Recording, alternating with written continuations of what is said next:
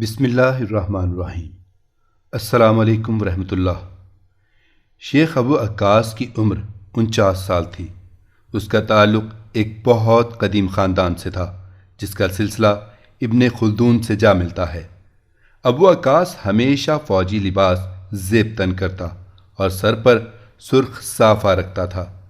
کمر کے گرد بندھے چمڑے کے پٹے میں ہمیشہ ایک سیاہ رنگ کا خنجر اڑسا رہتا تھا۔ وہ جب بھی کہیں جاتا تھا تو اس کے آگے حبشی غلام ہوتا اور ساتھ ہی ایک پالتو شکاری کتا جس کی زنجیر غلام تھامے رکھتا تھا۔ وہ 12 قبیلوں کا سردار تھا۔ جب بھی اسے کسی قبیلے میں کسی واقعے کی اطلاع ملتی وہ اپنے خاص خادم کو اپنے مخصوص چھڑی اور خنجر بطور نشانی دے کر روانہ کر دیتا اور خادم یہ نشانیاں دکھا کر سردار کی طرف سے معاملات طے کر لیتا تھا۔ اگر کوئی شخص حج کے لیے جاتے ہوئے اس کی بستی سے گزرتا تو ابو عکاس کی جانب سے 300 فرانک اسے تحفتاً پیش کیے جاتے، لیکن اگر کوئی شخص جھوٹا حاجی بن کر یہ رقم لیتے ہوئے پکڑا جاتا تو اسے 20 کوڑوں کی سزا ملتی تھی۔ شیخ کبھی کبھی بستی والوں کی دعوت بھی کیا کرتا تھا جہاں وہ خود نہ کھاتا، اور کبھی اگر کھانے پر جاتا تو سب سے آخر میں کھاتا۔ جب شیخ ابو عکاس نے حکومت سنبھالی اس وقت اس کے علاقے میں چوروں کی بہتات تھی۔ اس نے ان کو پکڑنے کی ایک تدبیر سوچی۔ اس نے ایک تاجر کا بھیس بدلا اور نقد مال لے کر نکلا۔ چور مال ہتھیانے کے بہانے آتے اور شیخ کے قریب موجود ساتھی اسے گرفتار کر لیتے۔ کچھ ہی عرصے کے بعد اس کے علاقے میں مثالی امن و امان قائم ہو گیا۔ تبھی یہ بات بھی مشہور ہو گئی کہ رات کو اگر کوئی بوڑھیا بھی سونا اچھالتے ہوئے گزرے تو کسی چور کی اتنی ہمت نہ تھی کہ اسے چوری کر سکے۔ ایک دن شیخ کے مصاحبوں نے اسے خبر دی کہ اس کی 12 بستیوں میں سے ایک بستی ایسی بھی ہے جہاں ایک انصاف پسند قاضی کے فیصلوں کی بڑی دھوم ہے۔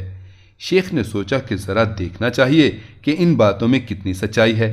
اس نے ایک عام آدمی کا بھیس بدلا اور کسی ہتھیار کے بغیر ہی اس بستی کی جانب روانہ ہو گیا جہاں وہ قاضی قیام پذیر تھا۔ بستی 3 دن کی مسافت پر تھی۔ جب وہ وہاں پہنچا تو پتہ چلا کہ بستی میں میلہ لگا ہوا ہے اور وہیں پر اس قاضی نے اپنی عدالت لگا رکھی ہے۔ ابھی وہ عدالت کی جانب جانے کا سوچ ہی رہا تھا کہ اس نے ایک مفلوج آدمی دیکھا جس کا پیر مفلوج تھا۔ وہ شخص ابو عکاس کو دیکھتے ہی مدد کے لیے صدا بلند کرنے لگا۔ ابو عکاس نے تھوڑی سی رقم اسے دی مگر اس شخص نے سردار کا پیر پکڑ لیا کہ میری ایک درخواست ہے۔ اس شخص نے مدد چاہنے والے لہجے میں کہا، کہو۔ شیخ نے مختصر سا جواب دیا، میں بستی کے اندر نہیں جا سکتا۔ اس نے اپنا مفلوج پیر دکھایا اور کہا کہ آپ مجھے بستی کے بازار تک پہنچا دیں۔ ٹھیک ہے، شیخ ابو عکاس نے کہا اور اس کا ہاتھ پکڑ کر پیچھے کسی طرح گھوڑے کی پشت پر بٹھا دیا۔ پھر وہ دونوں بستی کے اندر پہنچ گئے۔ جب بازار آ گیا تو شیخ نے کہا، اب تم اتر جاؤ۔ نہیں، اس شخص نے پرسکون لہجے میں کہا، میں نہیں اتروں گا بلکہ تم اتر جاؤ۔ اچھا، شیخ نے سمجھتے ہوئے سر ہلایا، مطلب تم خود نہیں اتر سکتے۔ جب شیخ نیچے اترا تو گھوڑے سے اترنے کے بجائے اس شخص نے کہا کہ اب تم یہ گھوڑا بھی مجھے دے دو۔ وہ کیوں؟ شیخ نے حیرت سے پوچھا۔ کیونکہ یہ گھوڑا میرا ہے۔ بہت خوب، شیخ مسکرایا۔ اچھا مذاق کرتے ہو، تم غور سے میری بات سنو، اس شخص نے کہا، اور سمجھو بھی، تمہیں پتا ہے نا کہ تم نہایت انصاف پسند قاضی کی بستی میں ہو؟ ہاں، مجھے معلوم ہے۔ شیخ نے سر ہلایا۔ اگر میں گھوڑا نہ دوں تو تم مجھے اس کی عدالت میں گھسیٹو گے؟ اس نے پھر پوچھا۔ ظاہر ہے، شیخ نے مختصر جواب دیا۔ اب سنو، جب قاضی ہم دونوں کو دیکھے گا تو یہ بھی دیکھے گا کہ تمہارے دونوں پیر سلامت ہیں جبکہ میں ایک پیر سے مفلوج ہوں۔ پھر وہ یہ بھی سوچے گا کہ ہم دونوں میں سے گھوڑے کی زیادہ ضرورت کسے ہے۔ یہ تو کوئی بات نہ ہوئی، شیخ نے کہا۔ اگر اس نے اس طرح فیصلہ دیا تو وہ قاضی کہلانے کے قابل نہیں، جبکہ لوگ اسے انصاف پسند قاضی کہتے ہیں۔ وہ شخص مسکرایا اور بولا، مگر وہ لوگ اسے بے سقم قاضی نہیں کہتے۔ اسی وقت شیخ ابو عکاس کے ذہن میں یہ خیال آیا کہ یہ بہترین موقع ہے، میں قاضی کی صلاحیتوں کی آزمائش کر سکتا ہوں۔ پھر اس نے بلند آواز میں کہا، ٹھیک ہے، میں تمہیں قاضی کے سامنے پیش کروں گا۔ پھر وہ اسے عدالت کی جانب لے چلا۔ وہ شخص گھوڑے پر بیٹھا رہا۔ اس وقت قاضی کے سامنے ایک مقدمہ پیش کیا گیا تھا جس کی سماعت جاری تھی۔ یہ مقدمہ ایک قصائی اور تیل فروش کے درمیان تھا۔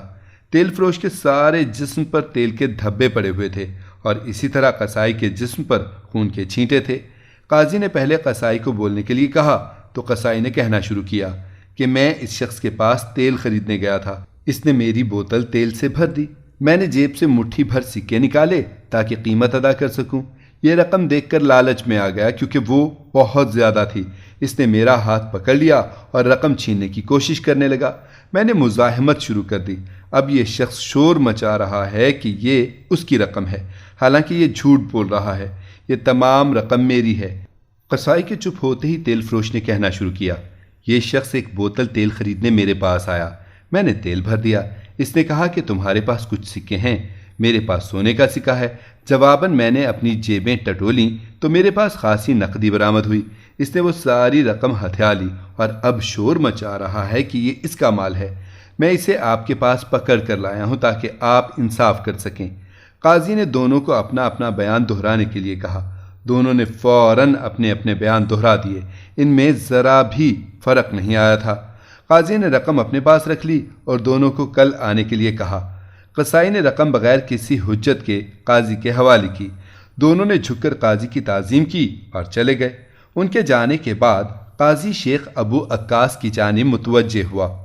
محترم قاضی صاحب، ابو عکاس نے بولنا شروع کیا، میں ایک دور کی بستی سے میلے میں شرکت کے لیے یہاں آیا ہوں۔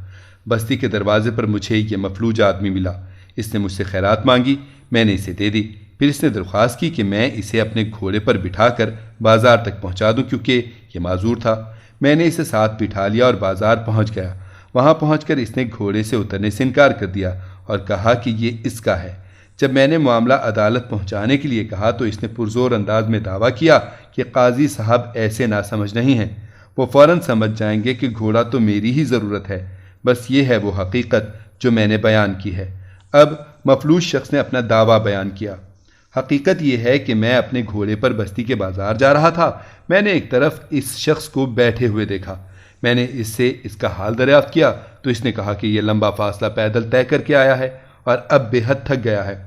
میں نے اس پر مہربانی کی اور اسے بستی کے بازار تک لے آیا۔ بازار پہنچ کر اس نے کہا کہ میں گھوڑے سے اتر جاؤں کیونکہ یہ گھوڑا تو اس کا ہے۔ مجھے یہ سن کر حیرت ہوئی، لیکن میں نے گھوڑا نہیں چھوڑا۔ اب یہ شخص مجھے آپ کے پاس لے آیا ہے۔ قاضی نے کہا کہ وہ دونوں اپنی اپنی کہانی دہرائیں۔ پھر اس نے دونوں سے قسمیں کھلوائیں۔ دونوں نے اپنے دعوے کی صداقت میں اللہ کی قسم کھائی۔ قاضی نے کچھ دیر سوچا، پھر گھوڑا اپنے قبضے میں لے کر دونوں کو کل آنے کے لیے کہا۔ دونوں نے قاضی کی تعظیم کی اور چل دیے۔ دوسرے روز عدالت پھر لگی۔ پھر تیل فروش اور قصائی کا مقدمہ پیش ہوا۔ قاضی نے رقم قصائی کی طرف بڑھاتے ہوئے کہا، یہ لو، یہ رقم تمہاری ہے۔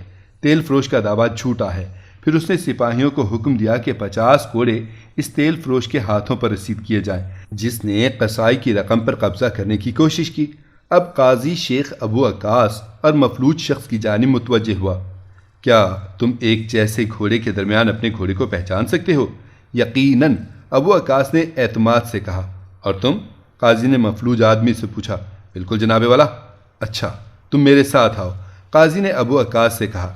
وہ اسے تھوڑی دور موجود استبل میں لے آیا جہاں ایک ہی رنگ اور قد والے کئی گھوڑے موجود تھے۔ ابو عکاس نے فوراً اپنے گھوڑے کو پہچان لیا۔ ٹھیک ہے، اب تم جا کر اس مفلوج کو ادھر بھیج دو، قاضی نے کہا۔ قاضی نے اس کے ساتھ بھی یہی عمل دہرایا۔ پھر عدالت چل کر ابو عکاس کو مخاطب کر کے کہا، وہ رہا تمہارا گھوڑا، تم ہی اصل مالک ہو۔ پھر اس نے مفلوج شخص کی طرف اشارہ کر کے سپاہیوں کو حکم دیا، اس شخص کو 50 کوڑے پشت پر مارے جائیں کیونکہ اس نے جھوٹا دعویٰ دائر کیا تھا۔ عدالت سے فراغت پا کر قاضی اپنے گھر پہنچا تو ابو عکاس کو اپنا منتظر پایا۔ کیا تم میرے فیصلے سے مطمئن نہیں ہو؟ قاضی نے پوچھا۔ بالکل جناب، ابو عکاس نے مسکراتے ہوئے کہا، میں تو یہاں صرف یہ جاننے آیا ہوں کہ آپ نے یہ درست فیصلے کس طرح کیے ہیں۔ قاضی نے مسکرا کر کہا، یہ بہت سادہ سی بات ہے۔ تم نے دیکھا ہوگا کہ تیل فروش کا جسم تیل سے داغدار تھا اور اس کے ہاتھ بھی گیلے تھے۔ میں نے وہ سکے وصول کرنے کے بعد شام کو پانی میں ڈال دیے اور صبح ان کا جائزہ لیا۔ پانی کی سطح پر تیل کی ذرا بھی آمیزش نہیں تھی۔ میں سمجھ گیا کہ یہ رقم قصائی کی ہے۔ ابو عکاس نے تعریفی نظروں سے قاضی کو دیکھا اور اپنے معاملے کے بارے میں دریافت کیا۔ قاضی نے کہنا شروع کیا، اس معاملے میں خاصا فکر مند تھا کہ یہ فیصلہ کیسے کروں۔ ابو عکاس نے قاضی کی بات درمیان سے کاٹی اور کہا، یقیناً مفلوج شخص گھوڑے کو پہچاننے میں ناکام رہا ہوگا اور آپ نے گھوڑا میرے حوالے کر دیا۔ نہیں، اس شخص نے بھی گھوڑے کو پہچان لیا تھا۔ قاضی نے کہا، تب پھر آپ نے فیصلہ کس بنیاد پر کیا؟ ابو عکاس نے حیرت سے پوچھا۔ دراصل میں تم دونوں کو استبل اس لیے نہیں لے کر گیا تھا کہ تم گھوڑے کو پہچانو، بلکہ میں یہ دیکھنا چاہتا تھا کہ گھوڑا تم دونوں میں سے کس کو پہچانتا ہے۔ میں نے دیکھا کہ تمہیں قریب پا کر گھوڑا آہستہ سے ہنہنایا اور اس کی آنکھوں میں شناسائی کی چمک آ گئی، جبکہ مفلوج شخص کو دیکھ کر اس نے نظریں پھیر لیں اور بدکنے لگا۔ میں سمجھ گیا کہ گھوڑے پر مفلوج شخص کا دعویٰ سراسر باطل ہے۔ شیخ ابو عکاس نے قاضی کی ستائش کی اور کہا، یقیناً اللہ تعالیٰ آپ کا مددگار ہے، آپ ہر طرح سے اپنے منصب کے لیے موزوں ہیں۔ حاکم ہونے کے باوجود جھک کر قاضی کی تعظیم کی اور اپنی بستی کی جانب چل پڑا۔